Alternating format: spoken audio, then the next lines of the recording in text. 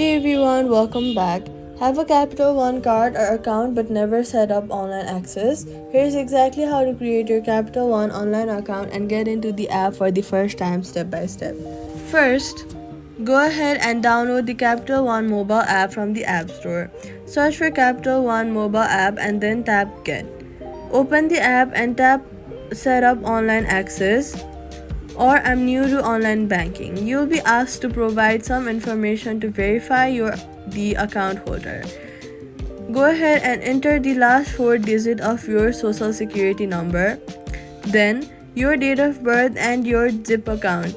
Capital One will find your account and ask you to create a username.